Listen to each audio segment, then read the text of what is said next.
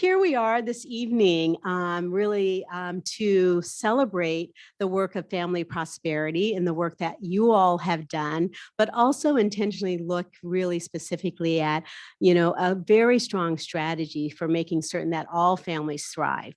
So, but before I get started and introduce our book talk, I'd love for anyone who is a member of the Family Prosperity Innovation community to raise your hand. Awesome. Thank you. This is a very diverse community of leaders, some practitioners, and some policymakers. Family Prosperity was launched, 6 years ago, intentionally to bring together community-based organizations as well as national organizations with the focus on policies and programs that help families move towards economic mobility.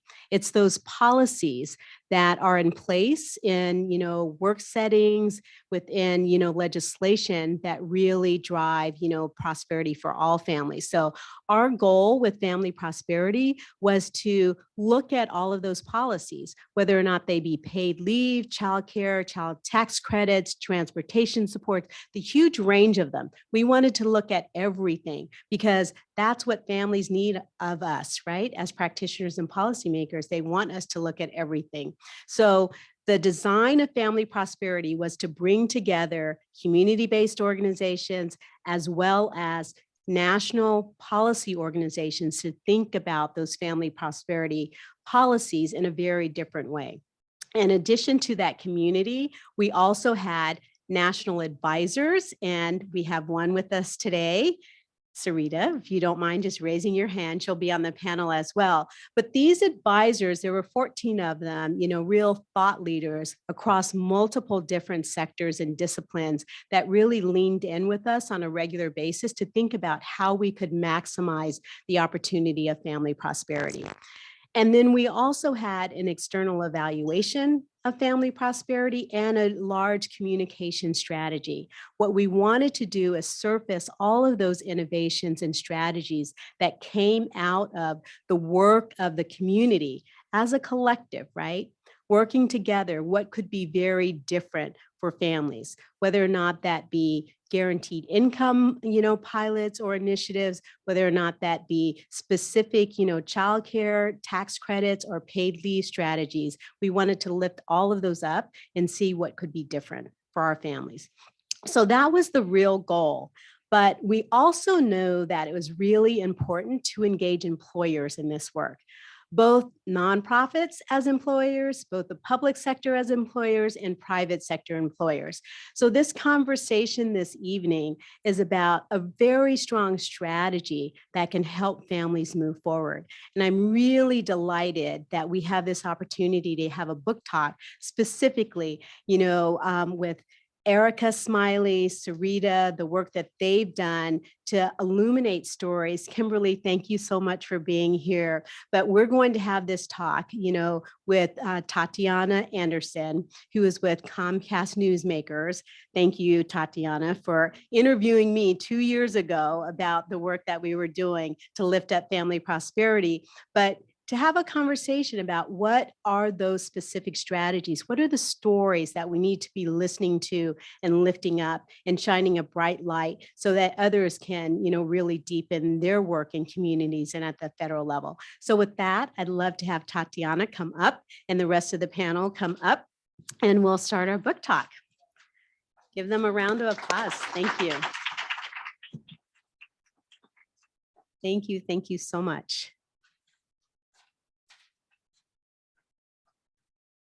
You're in for an exciting conversation because even during our dinner, we went from Las Vegas and what it meant to be, living in a community that was driven by the Mormon church, but also by the mob. And we also went through, book talks, the whole thing. Yeah, I know, I'm telling too much. I'll sit down. Okay. But just, a highlight that you're in for a very fabulous conversation. So thank you. Thank you all so much for joining us. Panel, is your microphone on? Oh, we're ready. Yeah, everybody. Sound check, sound check. Okay. Just one, two. I'm Tetiana Anderson. I am so pleased to be here with you tonight. And I want to jump right into the talk because we have some incredibly interesting speakers and we want to dive into this discussion. But Erica Smiley is just to my left. Sarita Gupta is at the end. They are the authors of this fantastic book that is on your chair right here. And in the middle, and last but not least, we have Kimberly Mitchell. She is an activist, union worker, and she's here to lend her personal perspective to what we're talking about today. So I want to start, and you might hear me call Erica Smiley because that's how we like to refer to her. Everyone since I was 7, except for telemarketers. There you go. There you parents. Go. Yeah, right. So Sarita and Smiley, I want to start with the book. As you all can see, right on the cover of this book, we're graced with the lovely faces of many different workers, and their stories are included in this book. And I want to ask you guys why it was so important for you to include these stories for us to read, and how that really lent to the overarching theme of the book. Yeah, well, I'm happy to kick us off. And I just want to take a moment. Thank you so much, Marjorie and Lexi and Sarah and the whole team at Ascend and Tetiana for inviting us to be able to do this book talk tonight. It's really great. And it's been such a pleasure to be part of the family prosperity community. So really thrilled to be here. Let me start by saying we decided to include stories and images. Before I get into why, let me just share for a moment the premise of the book. Like, the main point of our book is to say that democracy is more than the ability to vote. That, don't get me wrong, we think the ability to vote is really important. But what we're saying is democracy is more than that. And that, in fact, it is a core belief that all people should be able to govern over their lives. In other words, be able to shape the policies and the practices and the norms that are impacting their lives every day. And so for working people, collective bargaining is in fact one of those opportunities by which people can govern over their lives in the world of work.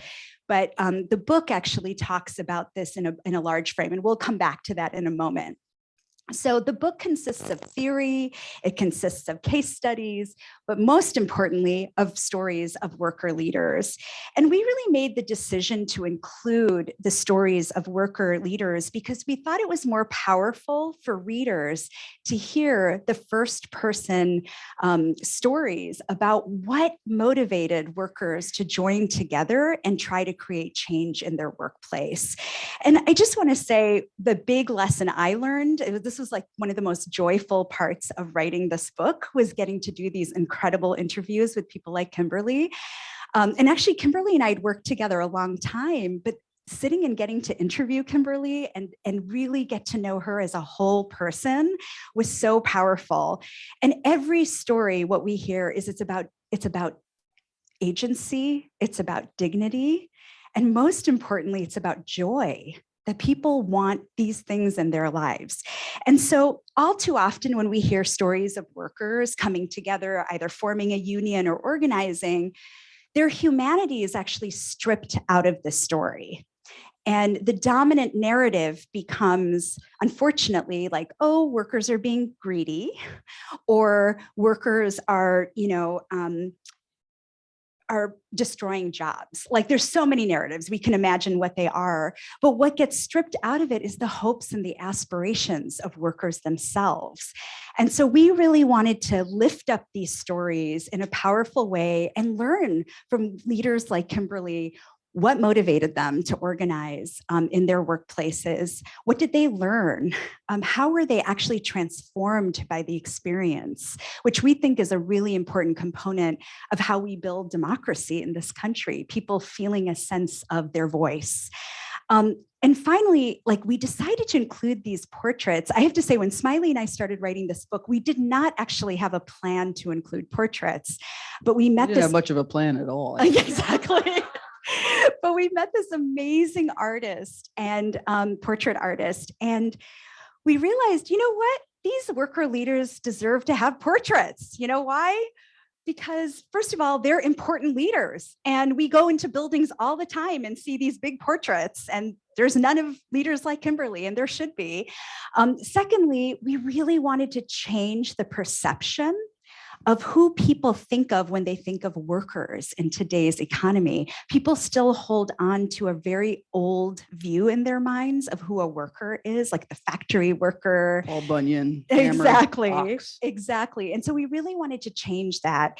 And finally, when we talk about democracy and building a multiracial feminist democracy, these are the leaders who are making that happen. And that's why we chose to put these portraits on the cover of the book.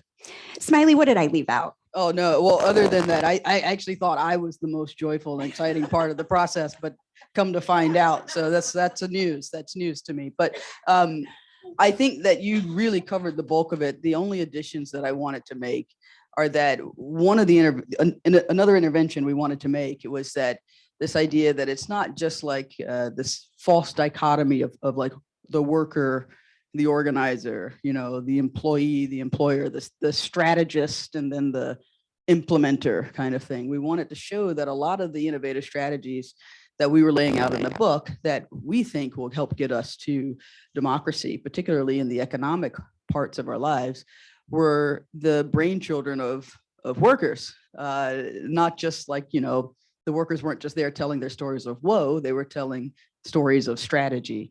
And to, you know, one of my favorite quotes actually is from Kimberly in the book, which says, you know, if you just see me as a worker, you're missing the whole point. You're missing a huge opportunity to improve not only the workplace and the job site, but also the economy in our community, in our lives. And so that was really important to me. And then frankly, with the pictures, I was just so, I don't know if you guys have read a lot of labor books, but holy cow, the covers are boring as hell. They're black and white. Some of them are literally the same picture of the same woman smoking the same cigarette at the same assembly line. Like there's no imagination, and we wanted to change that. And actually at Jobs with Justice, historically, like even our logo, we would, you know, we could brag about the fact that they were real people. That the faces, it's changed over the years, but originally they were real people that we knew their names, we knew what fights they were part of. And I wanted that same thing for our book. I didn't want a generic worker photo from the 50s or whatever. I wanted to know the people. And so we were really lucky and blessed to have someone who could paint their photos, and also that the people we were in relationship with, like Kimberly, were open to having that be a part of the story. So I'll just add And that. original art is always a good thing. I mean, if I seriously, can say right? myself.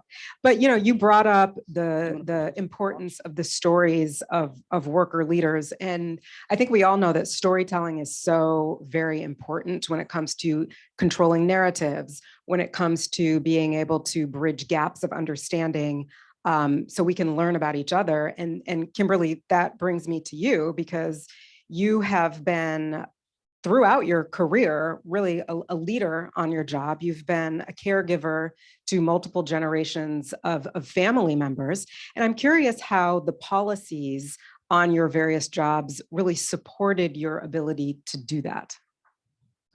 Well, as we all know, first of all, thank you. And to my table back there that I was with, the information, the conversations that we had, it is so good to know. You give me hope, where hope at this time is, it's hard. Life is hard right now. It's real hard. I'm 56, so we went through Reaganomics, but then, you know, Reaganomics at my time, I was young. I had a sports car, you know, was doing this and that. Who knew? But now, as a mother of a 23-year-older and a grandmother of a 6-year-older, I now know. And from the conversations that we had, I didn't even know now that the storm is even coming in stronger at the end of March, or is it the beginning? Yeah, pick a day. Yeah. To your point about, I just feel like I'm going in circles. Okay. You know, talking about Reaganomics, talking about the, you know, the 80s in DC, where you had, you know, Chocolate City, and then you had the murder capital of the nation. You had, you know, people that I went to school with getting killed for being in the wrong place, or or being locked up for selling drugs and just trying to make it or whatever the case is. And then here we are today where, nothing has really changed. It's, and they tell you nothing is new. It's just a different time. And, we talk about the young people, and I read something the other day that said, that the young people are actually survivors. They are offspring of what has actually been going on. So I kind of feel like it's full circles. I feel like a couple of years ago, life was real good. I'm like, We just want to adjust our scheduling, but predictable scheduling. yeah, the paid family leave and the minimum wage and all of that. And I am so thankful that people like you and definitely Jobs with Justice and that we did that work, because had we not already did that work when the pandemic came, it would be so bad. So, So those are some of the yeah. policies that made it easier at the time for Yes. you to do what you had to do to support the kind of lifestyle that you needed to support. But I Yes. imagine that there's, a flip side to that as well, and that workplace policies have at the same time hindered your ability to do both, to be that worker activist, to be that multi-generational caregiver. Can you talk about that a little bit? Share some of your story about the difficult times? Well, what's so funny about that is, so I believe it or not, I used to work for a company called Dress Barn. I know, don't ask me why do women want to dress at a barn, but you guys know it was the best. Long hair, suits, the whole 9 yards. And so, then I was working there, and it was such, it was a certain situation. And I remember going into, because I work at Macy's. I went into a Macy's. I was like, oh my gosh, I would never work here. Guess where I work at now? I work at Macy's. But the great thing about it was when I went to go work at Macy's, I did not know they were unionized. And so when I went in Macy's and I applied for a job, I had been in management. I had just went through a bad divorce. So I had my own business and I had to start all over again. No, ladies, I left him. But that's a whole different situation. So, so when I went into that store and I applied for a makeup, associate, they was like, no, you have all this management position, talent. And I was like, no, I don't want to do that. It was like, yes. But little did I know 17 years ago that I needed that salary to sustain me to where I am now. But guess what? 17 years ago, it's not even more than a $2 raise. But to the point that my table made when we were talking back there, I don't mind sharing this with you. I'm at 1960. So 1960 for a retailer is considered to be making good money, believe it or not. But I told you it was 17 years. And that was only because I came in on as a manager. And so since then they have dumbed down what actually people are getting paid now. And we know because of the policy in DC, but to the point that we were making earlier, that $19 actually throws me off. Because to reset, I need to be 15, 16. But catch this. Last year I was full-time, which was most time people think full-time is 40. Full-time in retail is 32 hours. This is a union job. So if I wasn't unionized, everything I'm telling you would be way worse. So now last year, because of the pandemic or whatever, I got called in and they cut my full-time job down to part-time. So now I'm working maybe 12 to 15 hours. But because I'm making $19, I'm making too much to qualify for other benefits outside of the city. And so I'm like, oh my gosh, so you're talking about, but the biggest thing to policy was we worked on a paid family leave. My granddaughter, who I'm taking care of now, because my daughter's 23, my granddaughter is 6. You guys do the math. Best Nana ever though. So, she has bronchitis. And so she's been in ICU from 1.5 and up. So this time, a couple of months, January 31st, anniversary of paid family leave. Yay. So I'm like, okay, I need to take her to the doctors. We've been sick now for like over a week. So I call Macy's and I'm like, hey, can you send me the papers for FMLA and paid family leave? Because most of the time when people get sick, they need 10 days. And she said, well, Miss Mitchell, what hours did you work? And I'm like, with such and such. And she's like, I'm like, why is she asking me all these questions? Like, I'm unionized. I'm the shop steward. I know what policy is. I've done this. And she said to me, Kim, you don't qualify for it. And I said, what do you mean? Like, no, I worked on this, like God knows how to humble you. I really did. Like, she's like, you only worked 950 hours last year and you needed to work 1,250 hours. And I was like, no. And then I got a call from you guys. I got invited to the White House and I was too sick, me and the grandbaby, to even go for the anniversary of the paid family leave.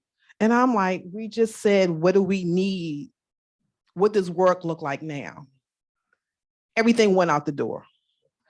So to that point, and we laughed last time we were together. I was like, oh, it's time to write a new book. Mm-hmm. Oh, it's past time. It's past time. So write this one. Yeah, Well, I really do. Kind of to your point, this complex history of collective bargaining, the labor movement is really central to your book. And so Sarita or Smiley, whoever wants to pick this up, I'm just wondering how that complex history really contributes to the way we actually see workers, right? Mm-hmm. And specifically when it comes to caregiving, which is what Kimberly was just talking about. Yeah, I mean, I think I'm going to lean on Sarita to speak more to the caregiving side. I do want to answer this question around the complex history because, again, we are, I think, writ large as a society, feeling like we are in a living through a crisis in democracy, that we have this, we're at a crossroads, we have to make some decisions, some choices. Most of us, thank goodness, are pro-democracy.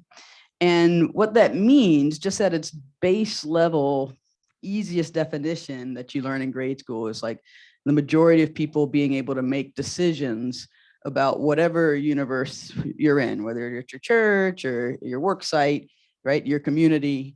And what we learn in that situation is that when the majority of people are able to do that, you learn things that might surprise you about policies that seem great on the surface, right? Like I remember fighting, there's a story in here about fighting for ban the box, like in employment, right? And in some ways what that did, and for many, was actually out them when they were applying for a position.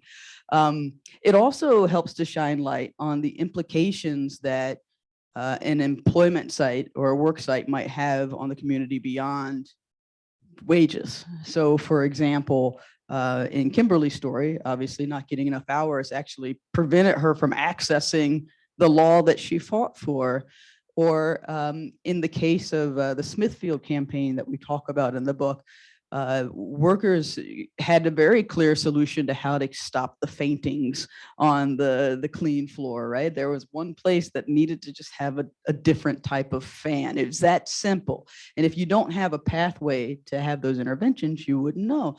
Or one of my favorite examples was actually more in relationship to how an employment site impacted a broader community and what workers did about it, which is seeing contract negotiations as a site of negotiation and a site of struggle around issues beyond the workplace directly. So for example, in Minnesota, teachers began to negotiate with the city and with the school board around this issue of not having evictions or not having deportations be allowed during the school year because of the impact that it had on education. And I live in New Jersey and just north of Atlantic City. And I remember how the school lost a third of its population after the Trump casino closed, right? And so there's this, there's a reason why unions have been called schools of democracy.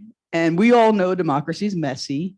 And I think, as Marjorie wonderfully painted out, you need all the different ideas. You have everybody there. Union memberships are not monolithic politically. They are messy. And many of the stories in the book lay that out. But they are schools of democracy because that's where you can get to the meat of what actually will help people, not what sounds good on paper, and also not what just hits your bottom line. It actually sees the employer and the company in relationship to the broader community. And that's one of the key things we wanted to get out of the so what of organizing collective bargaining, that there is a relationship between employment and everyone's daily lives, and that making sure that those relationships are negotiable and are democratic benefits everyone. So I just to build on that, I mean, and to your question, Tetiana, in the book, we do take time to give some of the complex labor history.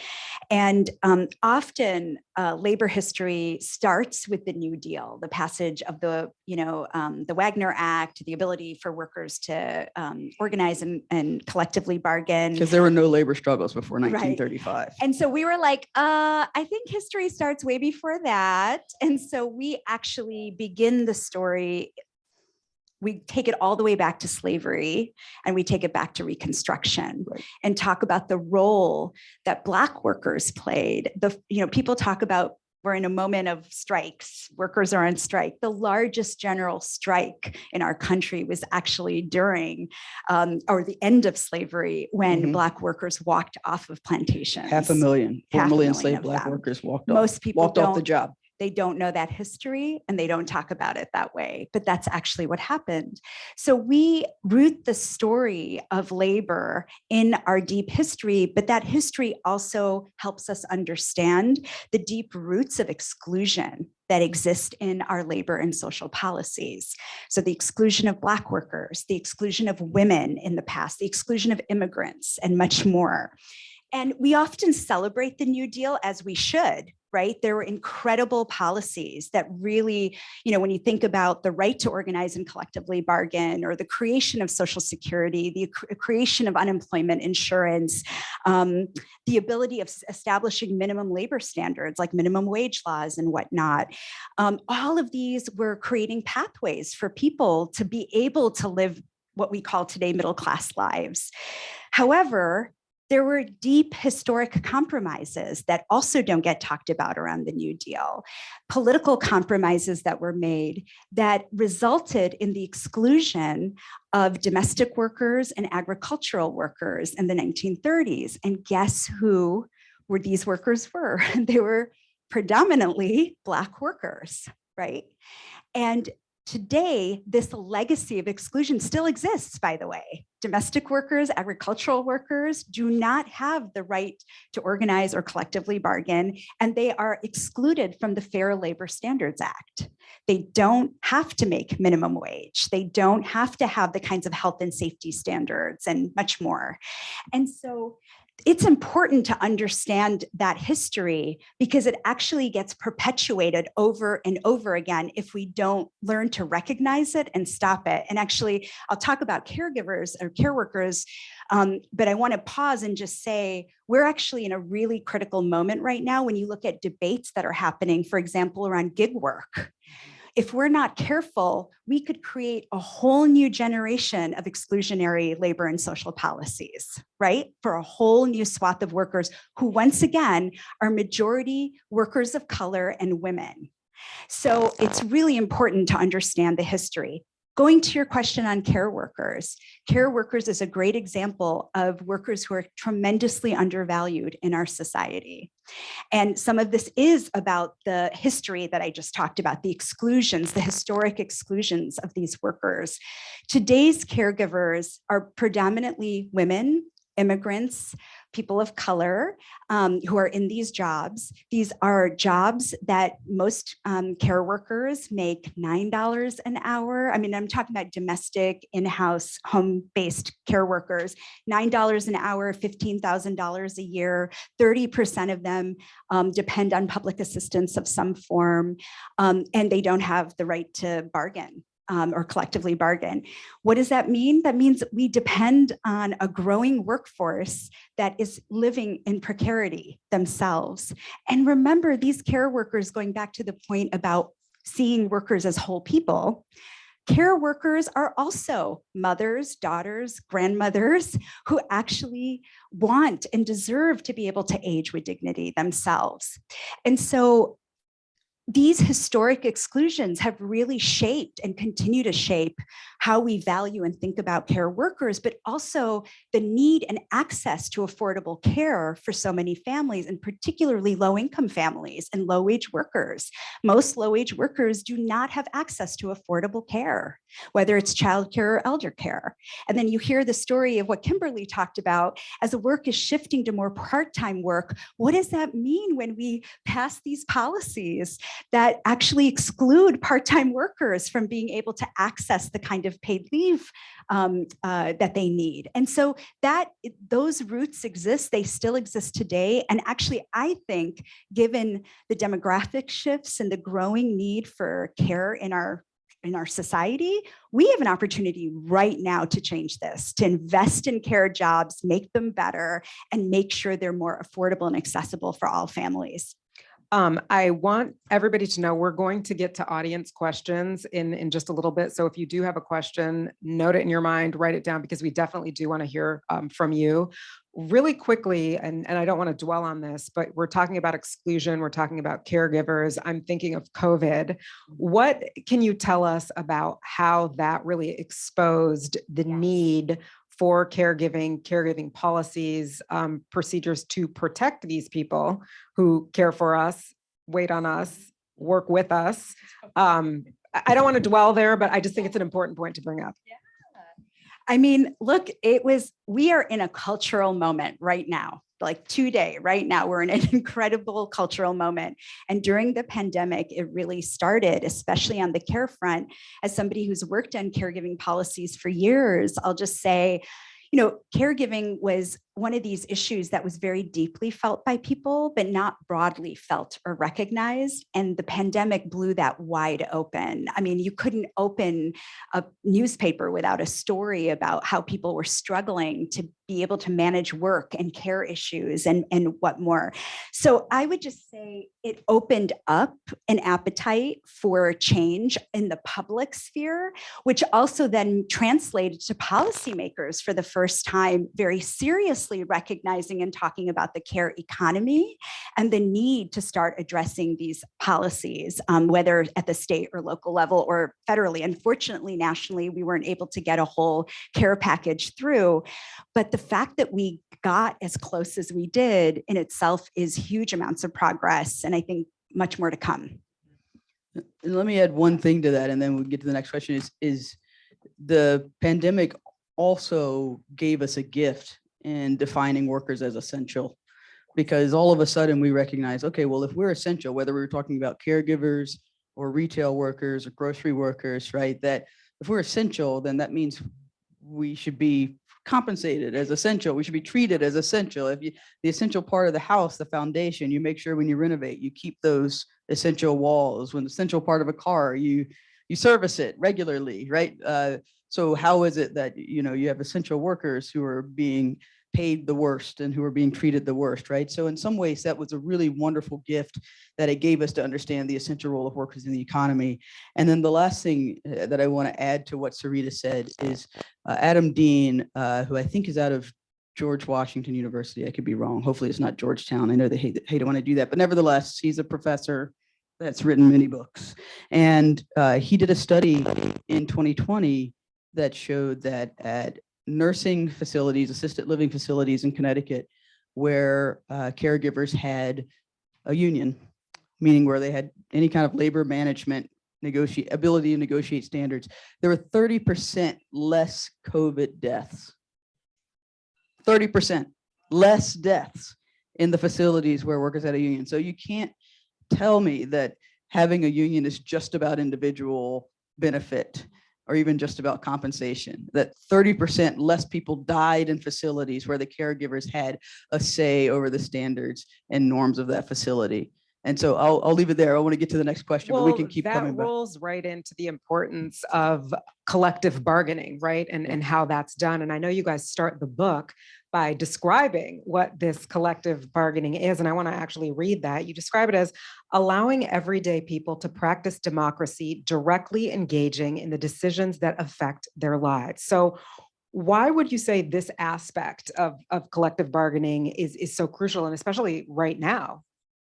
Yeah, well, I mean, this is the point about who has the most insights. If you're trying to collect the best solution for the overwhelming majority of people, or for a community, for a society, then you want to gather all the ideas of people involved. It was workers at General Electric who were like, well, why are we continuing to make aircraft engines? If we need ventilators, we should be making ventilators, right? Like at some point, the majority of people know when to turn off this so-called invisible hand of the market and turn on the real hands of everyday people who actually can see what's needed.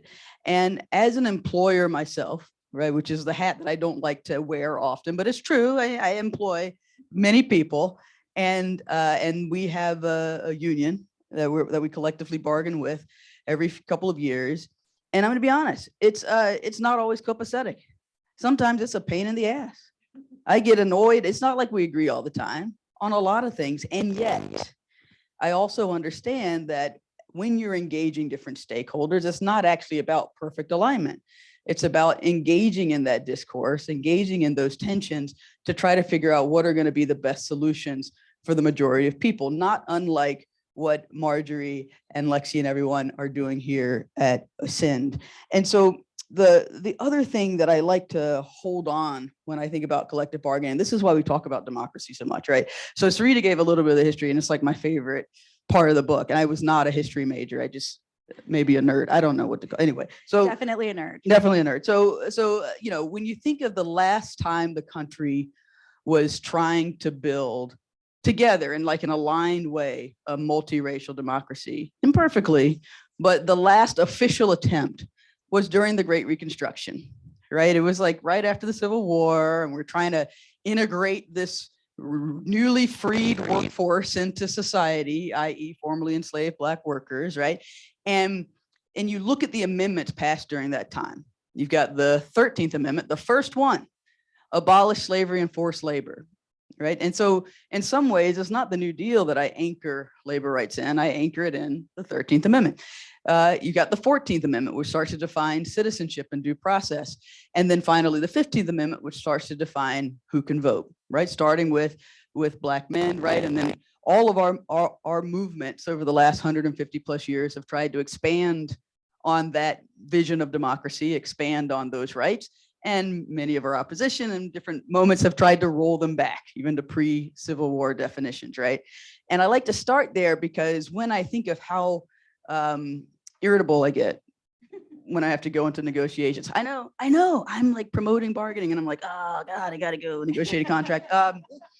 It's not fun. I have to remember why we do that, because when you don't have democracy in the economic arena, then it's very hard to maintain democracy everywhere else. Surprise, surprise. And it was actually the same academic. I'm giving him all kinds of credibility, even though we're talking about my book. But whatever, Adam, he's got a great book out now, which actually showcases his focus is on opening up trade borders and all this kind of stuff around free trade. Anyway, I'm not going to give his summary because this is our book talk. But anyway, the point is that, you know, in talking about many countries, India, Argentina, where they opened up political democracy, as soon as they did that and then opened up borders, that the workers were with them on political democracy and they voted with them, and then got screwed in many ways and inequality, and were in poverty.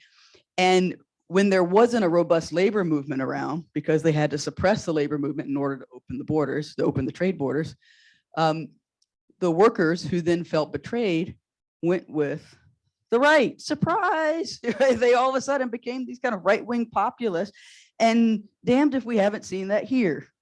When we talk about, because when some people say voters, they're the same people. Surprise, right? Like voters, workers, caregivers, mothers, soccer players. I don't know, whatever.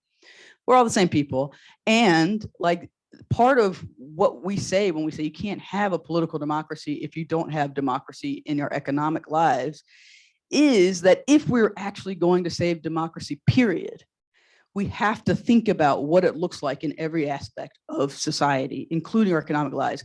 And collective bargaining, part of why we wrote that definition, John, is that collective bargaining is a very clear pathway towards practicing this very messy thing we call democracy. in our economic lives. And in fact, we argue that you can't just apply it to the workplace and employment relationships. You also should apply it to other economic relationships, from housing to debt. I mean, many corporations sign contracts with each other all the time with different suppliers, contractors, whatever. Why do regular everyday people have just one channel to negotiate a contract? That doesn't make any sense at all. And so that's why we wanted to broaden that definition of collective bargaining. We only have 3 or so minutes left for the panel because I want to be able to move to Q&A, but I would love for all of you to weigh in on this last question. You're talking about the power of the collective bargaining movement. And I think we saw last year it in overdrive. We saw unions coming in places we didn't expect, Trader Joe's, Apple, Chipotle. What do you think the greatest opportunity for this movement is in 2023? If each of you have some sort of final thoughts there, that would be fantastic. Well, I like to say, even with some Jobs for Justice meetings that I went to, I remember I got invited to one. It was in the middle of the daytime, and they were trying to organize an event. And they was like, yeah, we're going to do this event, and we want workers to show up, and we're going to have it between 12 and 2. And I was at the table, and I was like, not our best hour. No. Between 12 and 2, nobody in my job takes a lunch break. But in order for you to know why you're not getting workers to show up a block away from where they work at, you need to have a worker at the table. And by the way, I don't like the word worker, but you have to have somebody who has skin in the game at the game. Now, I'm sorry, not at the game, but in the game. Because if you don't do that, then you're wasting time and money that we do not have to waste. Countdown to March. we don't have the time to waste. And to your point about organizing every part of our lives, for you, those who might say, well, how is she surviving? What people don't know about Washingtonians is that we have a rich history of our ancestors owning property. I've actually had 5 homes that I owned in DC. The thing that saved me was because my spirit told me after my daughter got pregnant to move back into the house that I grew up in. During the pandemic, I moved in my house that I grew up in October. The pandemic happened in March. I did not receive my unemployment from Macy's until I went back to work in July. So if it had not been for home ownership, we wouldn't even be having this. And the reason why I was late when you saw me flash in here is because if I only got 12 to 15 hours, I can't afford to give anyone back. But how long is that going to last me? I'm older now. And so, but you I'm look ready to young. sit at the table. Yeah, thanks. So we're ready to sit back at the table, have workers there, and the things that you think might be important to them is most of the time it's just the opposite. I'm sorry, but it is. Yeah, well said. Well, I'll just add, I mean, it's hard to always go after, it's hard to sit beside Kimberly. I feel like I end up looking like the 14-year-old, like polo shirt. Anyway, I have a lot of admiration and respect for Kimberly and all that she's taught me and our organization. Speaking to your question, Tetiana, I think that what we're seeing now is that many people like Kimberly are fed up with those of us in these fancy national positions trying to think of what is to be done and making them wait. And the workers that we're seeing in motion now are in motion at these large multinational brands that as a labor movement and as a union movement, we have been really sluggish to get to. That's hard.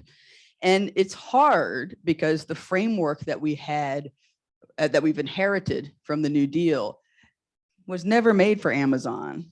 I don't think Robert Wagner could have ever predicted Uber or, Chipotle. And so, so the framework that I like to say and like to remind us that there is a symbiotic relationship between movements and institutions are there to implement and maintain the victories that movements won. And so our existing union movement exists to maintain the victories we won through the New Deal. But there's a problem when those victories no longer apply in some ways to all workers, or at least the framework that many people are working in today. And so I flag that not to say that everything is lost. I'm not throwing the baby out with the bathwater. The National Labor Relations Act still works for many, many people. And for those that it doesn't work for, we need new frameworks to ensure that they have pathways for decision-making in their workplace and in other parts of their economic lives. And what's beautiful, what this moment in this last year has really taught us is that one of the main things that we say in the book, and one of the things that I started with, that the strategists, the people who will come up with the plan, are not necessarily us. They are the people in the middle of the workplace who decide to take their lunch at 4:30 or whatever time and walk out and use that to take action. Those are the people who are actually going to be our salvation. And I was very excited. One of the peak moments of the past year was in April of 2022. And I'm going to be honest, right? Like, I had some prediction regrets, right? Like, Madonna, she'll be a one-hit wonder, prediction regrets. Okay. But like, I was definitely one of those folks who was like, the National Labor Relations Act doesn't work anymore. What are we doing? And then boom, like, workers in Staten Island win a union at Amazon, and workers in Birmingham are still too close to call in their election with Amazon, and workers at Starbucks start winning these NLRB. I was like, oh my goodness, it's totally working. It's not outdated. It might work. And in that same week, women workers in India, in Tamil Nadu, won the first global brand bargaining agreement with multiple garment companies, Eastman, H&M, these major companies, even US brands like the Gap, who didn't even sign on to what we thought was going to be easy back in 2012, the fire and safety accords, won a negotiating. Some of the things in that agreement are better than what we've been able to negotiate as unions. And so what it's teaching us in this moment is that something that my ancestors always taught me, which is that laws are only changed after a large movement of people mobilize themselves to break them. And that's what's happening. They're showing the gaps. They're showing us what to keep. They're showing us what to get rid of. And that's the opportunity in front of all of us to help build on the work that they're beginning to model. And so, Sarita, what's the way to keep that momentum going into 2023? Final thoughts here. Well, I mean, I would just add to what Kimberly and Smiley have said. The other piece that gives me a lot of hope is, we are living in a really polarized society right now. And it's polarized on many levels. But one arena in which we see the opportunity to build a multiracial democracy is within the economic arena and around jobs. People fundamentally want and need good jobs. And I know tomorrow we'll hear about what we mean by good jobs and whatnot, but people want good jobs. They want the ability to support themselves and their families. They want to be able, again, to the beginning, they want to live with dignity.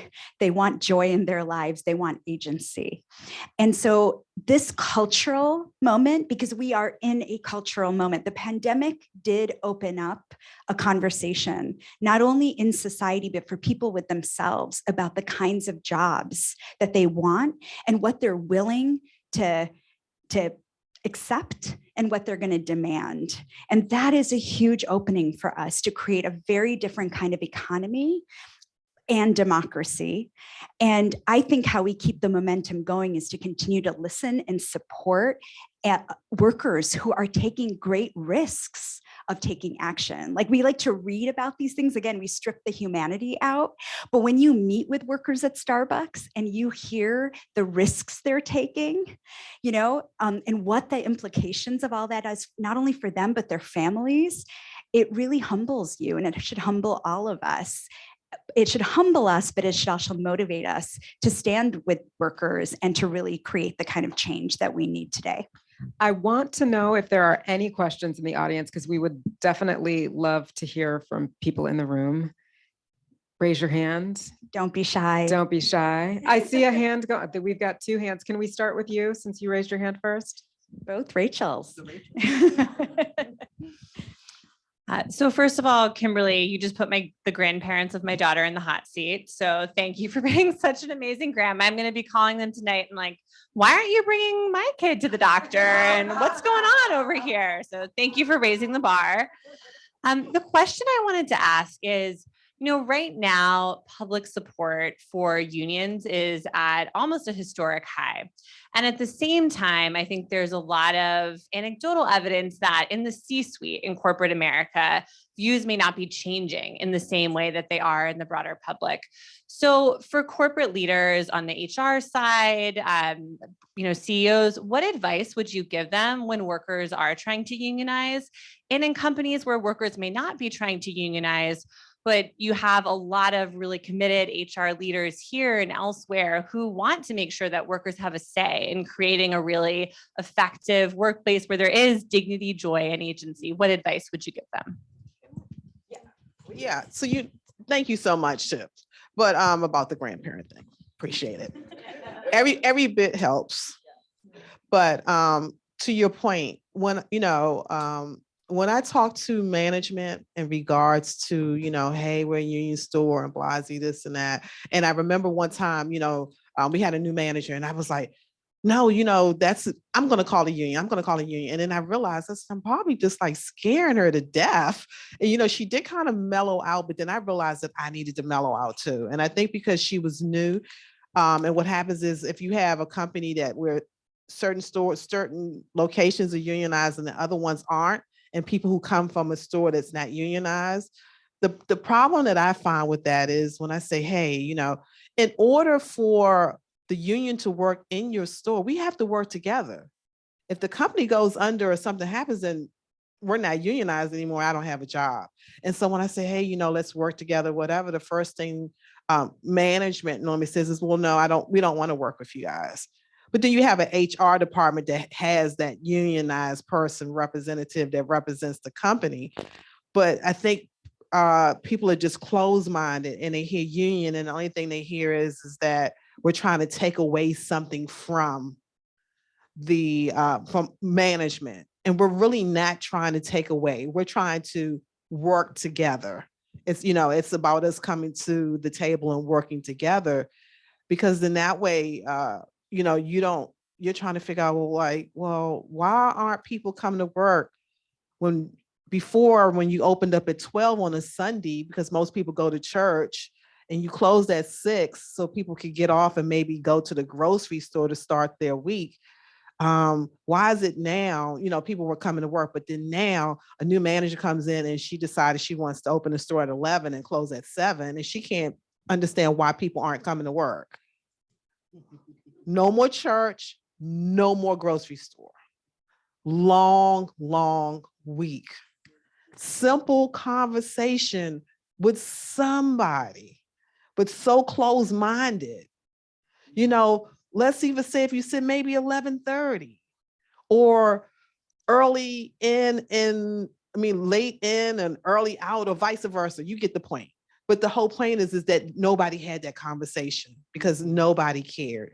We used to, before the pandemic, we used to have a monthly meeting where it was like around, they invited associates to come down with management to kind of figure out what was going on in the store. Great thing.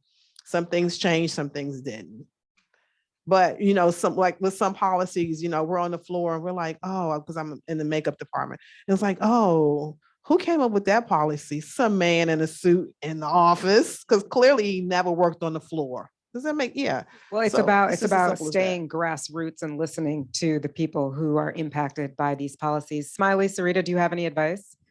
Yeah, I think, and I'll try to be brief, and I want to hear Rachel Anderson's questions too. The first thing is, I think that we have to rethink the bottom line.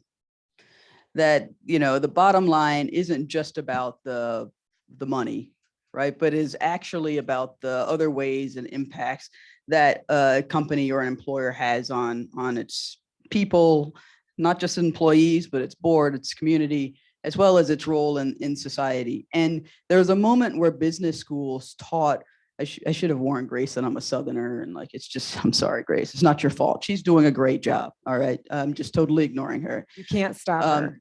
And so in any case, there used to be the business schools would teach people how to manage people. And at some point that changed to teaching people how to manage money. And in that context, labor becomes a liability as opposed to a stakeholder. And so one of the things that we're trying to support, and we're working with Aspen, other sections of the Aspen Institute to try to figure this out, is how to support the up and coming business leaders also to manage people and to see themselves as stakeholders in a society as opposed to just that bottom line. The second thing is this question of metrics. So, and I still can't find the study, so I hope I'm not just making this up, but I think it was AFSCME workers. They were corrections officers, and they did a study of union and non-union corrections officers. And the study was trying to see the rates of domestic abuse at home.